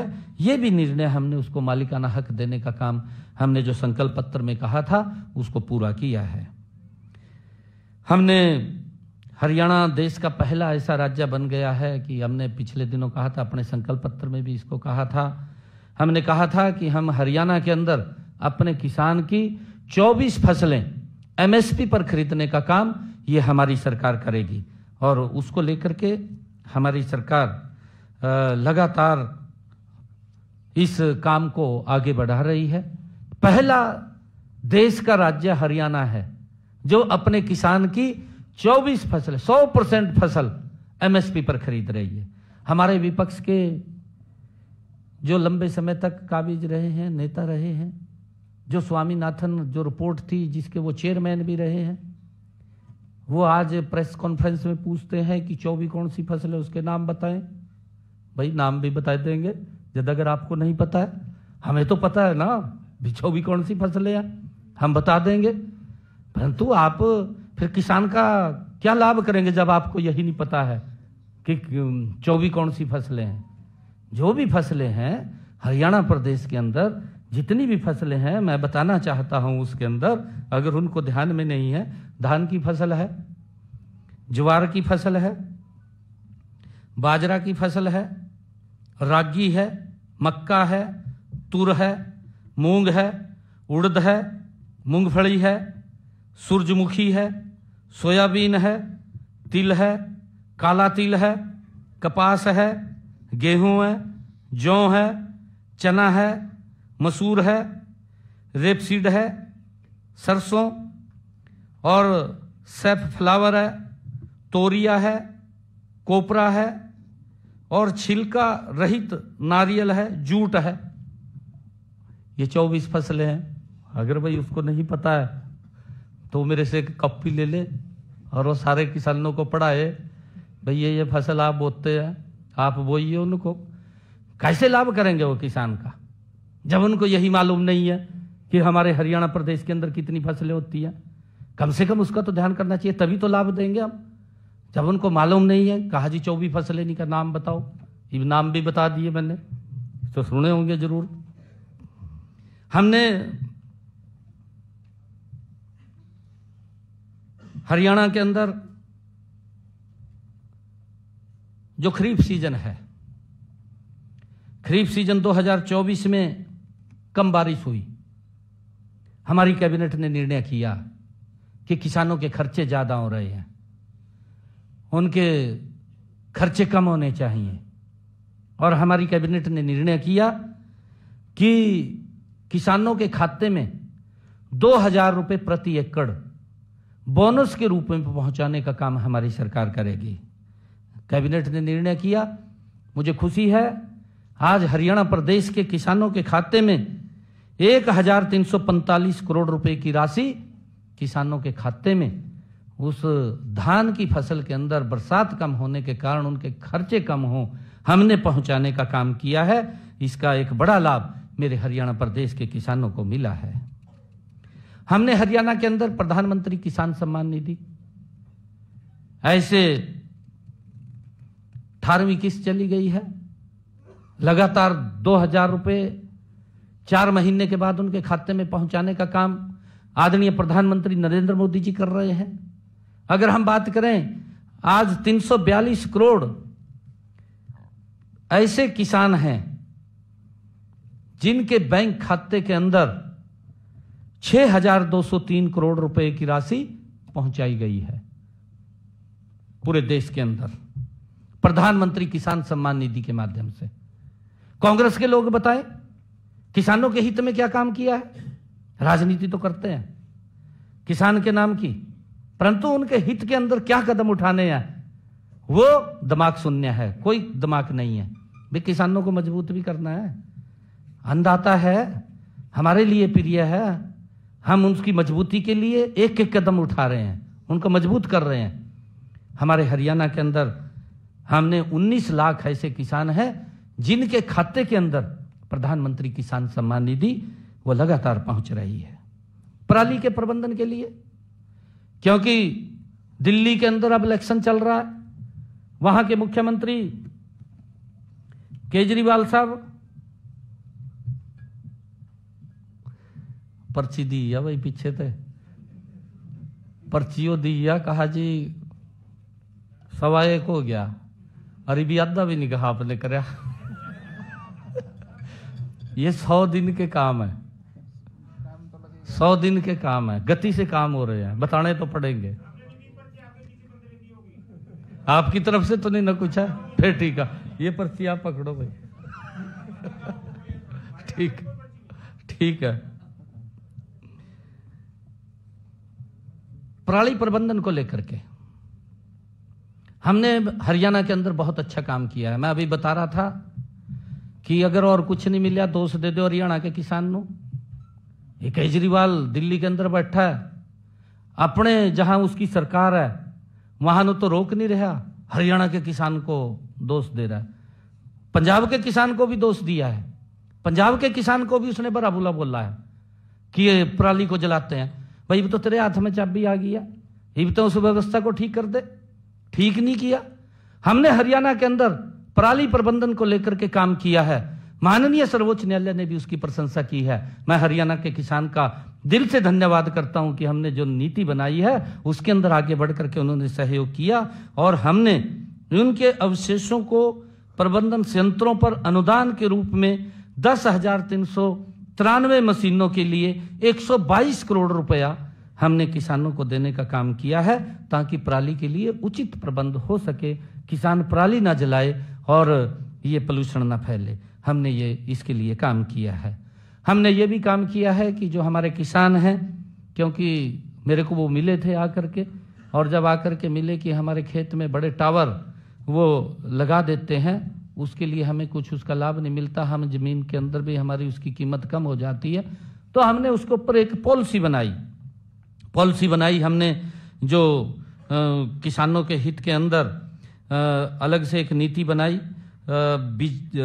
हाई टेंशन बिजली की लाइनों के लिए हमने मुआवजा नीति बनाई, और मुआवजा हमने दिया है कि जहां वो टावर लगेगा उस जमीन का मुआवजा 200% ज्यादा दिया जाएगा, जो उसका कलेक्टर रेट, जो उसका वहां मार्केट रेट होगा, मार्केट रेट का 200% ज्यादा देने का निर्णय हमने अपनी पॉलिसी के अंदर किया है।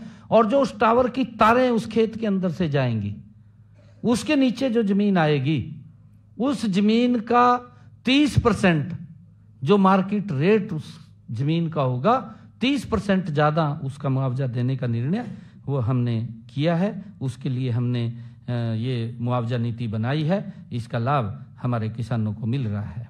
हमने प्रदेश की गौशालाओं के लिए भी, उनके गौशालाओं के चारे के लिए 216 करोड़ 25 लाख रुपए की राशि हमने जारी की है, ताकि गौ माता को चारे के लिए कोई दिक्कत ना आए, उस समस्या का हमने समाधान किया है। हमने अपने संकल्प पत्र में कहा था कि अभी पिछले दिनों देश के यशस्वी प्रधानमंत्री आदरणीय नरेंद्र मोदी जी ने 9 दिसंबर 2024 को जो उचाणी करनाल के अंदर, करनाल जिला के उचाणी गांव के अंदर महाराणा प्रताप बागवानी विश्वविद्यालय स्थापित हो रहा है, उसका शिलान्यास किया है। 65 एकड़ के अंदर यह कैंपस बन रहा है और 700 करोड़ रुपए की लागत उसके ऊपर आएगी। उसका शिलान्यास आदरणीय प्रधानमंत्री जी ने किया है। हमने अपने संकल्प पत्र में भी उसका जिक्र किया था और हमने उसको पूरा किया है। हमारे जो व्यापारी भाई हैं, प्रदेश के विकास में अपना महत्वपूर्ण योगदान रखते हैं। हम उनके हितों के प्रति पूरी सजगता से हमारी सरकार काम कर रही है। मुझे आड़ती मिले थे आकर के, क्योंकि केंद्र पूरे देश को ध्यान में रख करके पॉलिसी बनाता है। उन्होंने पूरे देश के किसानों के लिए जो आड़तियों का कमीशन था वो 46 रुपए रखा, परंतु आड़ती कहने लगे कि हमें इसमें पूरा नहीं होता, आप इस कमीशन को बढ़ाएं। तो उन्होंने एक हमें ज्ञापन दिया था, हमने अपने संकल्प पत्र में भी डाला, और डाला नहीं, हमने उसको पूरा कर दिया है। अब हरियाणा के हमारे आड़ती भाइयों को जो कमीशन का उन्होंने 46 रुपए के अंदर देता था, अब हरियाणा उसके अंदर ऐड करके 55 रुपए देने का काम हमारी सरकार ने किया है। और मुझे खुशी है कि आड़तियों के खाते के अंदर उस कमीशन का 309 करोड़ रुपए की राशि भी हमने जारी कर दी है, उनके खाते में चला गया है। हमने 2024-25 के दौरान खरीफ सीजन के कस्टम मिल्ड राइस डिलीवरी के लिए हमारे पास राइस मिलर एसोसिएशन के वो पदाधिकारी आकर के मिले कि हमें इसके ऊपर बोनस दिया जाए, क्योंकि हमें घाटा होता है इसके अंदर, उसकी सूख जाता है, सूख करके हमारे ऊपर खर्चा पूरा नहीं होता। तो हमने उन राइस मिलर्स को भी हमने कहा था कि हम आपको लाभ देंगे। 62 करोड़ 58 लाख रुपए की प्रोत्साहन राशि भी हमने उनके खाते के अंदर पहुंचाने का काम किया है। मुझे खुशी है बताते हुए कि व्यापारियों के लिए जो हमारे करदाता हैं, जो प्रदेश का विकास गति से होता है और जो उसमें उनका योगदान बड़ा होता है, ऐसे करदाताओं की सुविधाओं के लिए हमने रेवाड़ी के अंदर 29 करोड़ रुपए की लागत से एक कर भवन का निर्माण वहां किया है, और जिसमें पूरे प्रदेश के अंदर अलग अलग उनके कार्यालय 27 जीएसटी के कार्यालय, ताकि जीएसटी सुविधा, कोई समस्या, कोई दिक्कत, कोई उनको और कोई प्रॉब्लम आ जाए तो उससे डर ना लगे, वो बेखौफ हो करके वहां पर ये सुविधा केंद्र हमने खोले हैं। वो पूछ सकता है, किसी को रिटर्न में दिक्कत है, किसी का कोई और लिटिगेशन है, उसको लेकर के वो उनसे लाभ ले सकता है। हमने वो सुविधा केंद्र खोले हैं जिसके ऊपर 29 करोड़ रुपए की लागत आई है। हमने गत 2024 को छोटे व्यापारियों को राहत देने के लिए जीएसटी से पहले 7 अधिनियमों के तहत बकाया कर राशि के निपटान के उनके कुछ लिटिगेशन के मामले थे। हरियाणा के अंदर ऐसे हमारे लगभग 10 लाख से जो रुपए से नीचे व्यापारी थे, 2 लाख ऐसे हरियाणा प्रदेश के अंदर व्यापारी थे जिनका ये टैक्स को लेकर के कोर्ट के अंदर लिटिगेशन में थे। उनको एक बड़ी राहत देने का काम हमने किया, हमारी सरकार ने किया है। हमने उनको राहत दी है कि जो 10 लाख रुपए से नीचे के हैं ऐसे लोगों को ब्याज तो पूरा माफ किया है, ब्याज के साथ साथ उसके मूल का भी 10 लाख रुपए से कम आने का 60% हमने माफ किया है, और उसका मूल में से जो 60% माफ करके बचेगा उसमें से भी 1 लाख रुपया हमने माफ करने का निर्णय किया है। और इसी के साथ ही हमने जो 10 लाख रुपए से ऊपर के 10 करोड़ रुपए के नीचे के ऐसे जो व्यापारियों के लिटिगेशन थे उनको हमने ब्याज तो माफ किया है और उसके मूल में से भी 50% उसका माफ करने का निर्णय हमने पिछले दिनों अपनी कैबिनेट के अंदर लिया है। और इसका एक बड़ा लाभ वो हमारे हरियाणा प्रदेश के व्यापारियों को मिलेगा। जो ये एक समस्या थी उस समस्या का हमने समाधान किया है। हमने हरियाणा प्रदेश के अंदर अंबाला छावनी, अंबाला शहर में लोकल बस सेवा शुरू की गई है। पीएमई बस सेवा परियोजना के तहत प्रदेश के 7 प्रदेश शहरों में फरीदाबाद, गुरुग्राम, हिसार, रोहतक, पानीपत, करनाल और यमुनानगर के लिए 450 नई बसें खरीदने की स्वीकृति भी हमने दे दी है। जल्दी ही वो बसें भी आ जाएंगी ताकि हरियाणा प्रदेश के लोगों को ठीक उनको यात्रा में असुविधा ना हो, उनको सुविधा मिले, उसको लेकर के हमने ये निर्णय किया है। कल ही 26 जनवरी थी, गणतंत्र दिवस। उसकी मैं आप सबको पुनः बहुत बहुत बधाई भी देता हूँ, शुभकामनाएं देता हूँ। हमने कल ही गणतंत्र दिवस के अवसर पर प्रदेश के 5 रोडवेज डिपो में इलेक्ट्रिक बस सर्विस शुरू की गई है और हर डिपो से 5-5 बसें, कुल मिलाकर के 25 बसों को रवाना किया गया। इनमें रेवाड़ी, हिसार, रोहतक, अंबाला, सोनीपत 20 बसें पहले चल रही थी। 45 बसें आज हरियाणा प्रदेश के अंदर इलेक्ट्रिक बसें वो चालू हुई हैं ताकि वायु पोल्यूशन भी ना हो, उसके अंदर भी राहत मिले। इलेक्ट्रिक बसों के संचालन के लिए Haryana city bus services limited का गठन किया गया है। इनमें 375 इलेक्ट्रिक बसों का ऑर्डर भी दिया जा चुका है। 375 और इलेक्ट्रिक बसें हरियाणा प्रदेश के अंदर जल्दी ही आ जाएंगी, धीरे धीरे करके, क्योंकि कल उनको हरी झंडी दी है। जैसे जैसे आती रहेंगी वैसे वैसे वो इस बेड़े में शामिल हो जाएंगी। हमने हरियाणा शहरी विकास प्राधिकरण के प्लाट आवंटनियों को भी अनाउंसमेंट से संबंधित मामले के निपटान के लिए भी पिछले दिनों विवादों का समाधान योजना वो शुरू की थी। इसमें 7,000 से अधिक प्लाट धारकों को 550 करोड़ रुपए की राहत मिलेगी, क्योंकि उनके भी लिटिगेशन के मामले थे।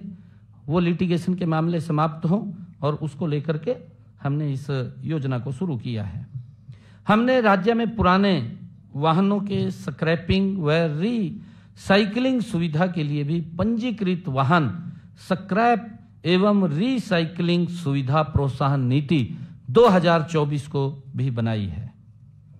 हमने अपने संकल्प पत्र में भी कहा था कि हरियाणा प्रदेश के अंदर जो 70 साल से ऊपर के बुजुर्ग हैं, आदरणीय प्रधानमंत्री जी ने इस बात की घोषणा की थी, 70 साल की आयु के ऊपर के बुजुर्गों के लिए आयुष्मान भारत योजना लेकर के आएंगे। संकल्प पत्र के अंदर हमने उसको पूरा किया है। आज हरियाणा प्रदेश के अंदर जो 70 साल से ऊपर के बुजुर्ग हैं उनको भी अलग से, कोई भी है, किसी भी वर्ग से है, 5 लाख रुपए का आयुष्मान कार्ड उसको दिया है। अगर कोई दिक्कत बीमारी उसको आ जाती है तो परिवार को इलाज की चिंता नहीं है, उसकी इलाज की चिंता ये हमारी डबल इंजन सरकार को है। और मुझे खुशी है कि अब तक इस योजना के तहत हरियाणा प्रदेश के अंदर 4100 ऐसे लाभार्थियों को 9 करोड़ रुपए के मुफ्त इलाज की सुविधा ये हमारी सरकार ने दी है। ESIC मेडिकल कॉलेज एवं फरीदाबाद में 625 करोड़ रुपए की लागत से बनने वाले 500 बेड अस्पताल के नए भवन की भी आधारशिला आदरणीय प्रधानमंत्री जी ने पिछले दिनों रखी है। इसके विस्तार से प्रदेश के श्रमिकों को और बेहतर चिकित्सा सुविधाएं मिलेंगी। हमने सेक्टर 6 पंचकुला सिविल अस्पताल में पैथोलॉजी, डर्मेटोलॉजी, मनोचिकित्सा और अस्पताल प्रशासन में DNB डिग्री कार्यक्रम शुरू करने की भी मंजूरी प्रदान की है। हर जिले में हमारी सरकार का कमिटमेंट है, हर जिले में एक मेडिकल कॉलेज के लक्ष्य की ओर आगे बढ़ते हुए हमने अभी पिछले दिनों सिरसा में संत सरसाईनाथ मेडिकल कॉलेज वहां पर भूमि पूजन किया है और जल्दी ही वो बनकर के तैयार हो जाएगा। इंफ्रास्ट्रक्चर के मामले में माननीय प्रधानमंत्री नरेंद्र मोदी जी द्वारा 5 जनवरी को 6,230 करोड़ रुपए की लागत से बनने वाले रिठाला से कुंडली मेट्रो कॉरिडोर का शिलान्यास भी आदरणीय प्रधानमंत्री जी ने किया है। इस कॉरिडोर की लंबाई 26 किलोमीटर तथा इस पर कुल 21 स्टेशन होंगे। इंटीग्रेटेड एविएशन हब हिसार के लिए तकनीकी सहायता हेतु अमेरिका व्यापार एवं विकास एजेंसी USTDA और हरियाणा एयरपोर्ट विकास निगम के बीच समझौता MOU हुआ है, उस पर हस्ताक्षर हुए हैं। जल्दी ही हिसार एयरपोर्ट से हवाई जहाज की उड़ान शुरू हो जाएगी। तीव्र गति से हमारी सरकार उसके ऊपर काम कर रही है। प्रदेश में 232 किलोमीटर लंबी नई संपर्क सड़कों का निर्माण, अंबाला दो एयरपोर्ट, एक अंबाला भी लगभग उसकी दोनों इकट्ठी फाइल चल रही है, उसकी भी NOC आनी थी, अंबाला की भी आ गई है, हिसार की भी आ गई है। अब हिसार के अंदर जो ही उसका एयरपोर्ट का वो ढांचा खड़ा होगा तो जल्दी ही वहां से और अंबाला से उसकी उड़ान शुरू हो जाएगी। प्रदेश में 232 किलोमीटर लंबी नई संपर्क सड़कों का निर्माण 179 करोड़ रुपए तथा 810 किलोमीटर लंबी सड़कों की विशेष मरम्मत का कार्य 347 करोड़ रुपए की लागत से किया जा रहा है। परिवहन व्यवस्था को और सुदृढ़ करने के लिए हरियाणा रोडवेज के बेड़े में 650 नई बसें शामिल करने की मंजूरी भी दी गई है।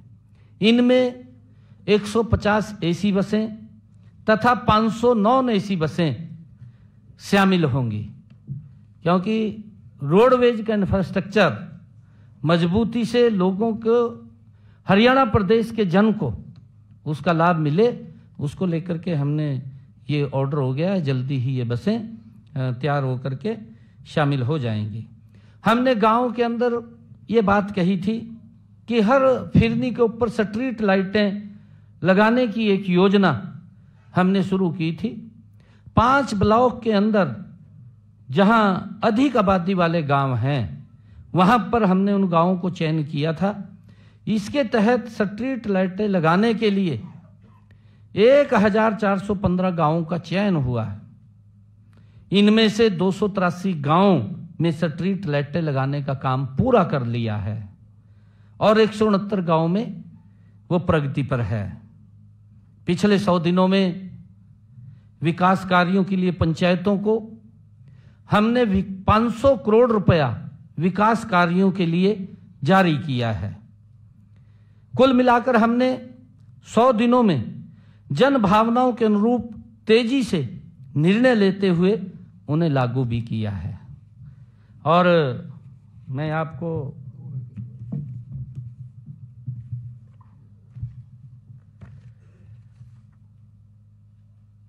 बताना चाहूंगा,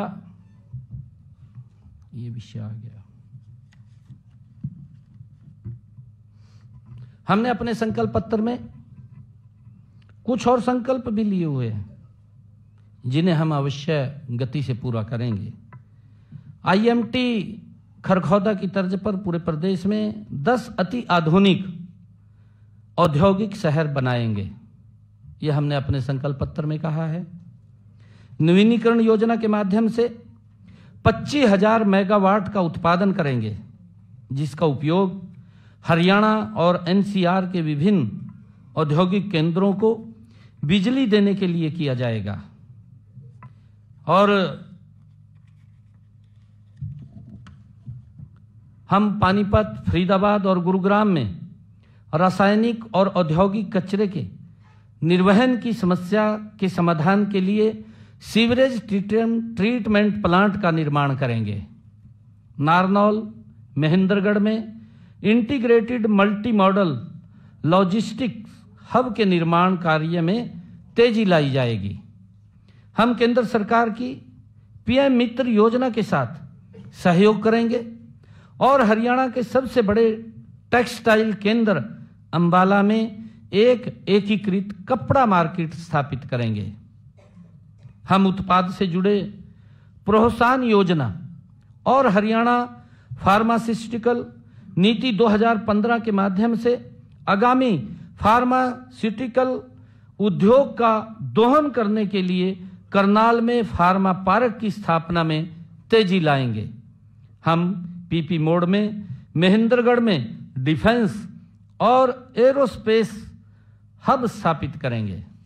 हम नए उद्योगों के विकास के लिए ई भूमि द्वारा 10,000 एकड़ का नया लैंड बैंक बनाएंगे। किसी भी सरकारी संस्था द्वारा समय पर भुगतान न करने पर संबंधित को 8% की दर से ब्याज का भुगतान करने की नीति लागू करेंगे। मुझे विश्वास है कि ये निर्णय माननीय प्रधानमंत्री नरेंद्र मोदी जी द्वारा वर्ष 2047 तक भारत को विकसित राष्ट्र बनाने में हरियाणा के अहम योगदान की सशक्त आधारशिला साबित होंगे। मैंने 100 दिनों में से हर दिन जन सेवा को अर्पित किया है।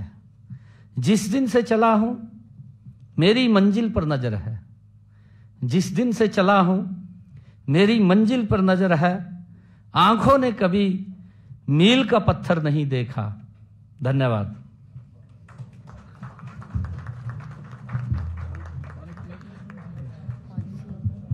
बहुत बहुत धन्यवाद माननीय मुख्यमंत्री जी। और मैं अनुरोध करूंगा पत्रकारों से, अभी सवाल अपने कुछ है तो संबोधित करें। एक एक करके प्लीज एक एक करके पूछना।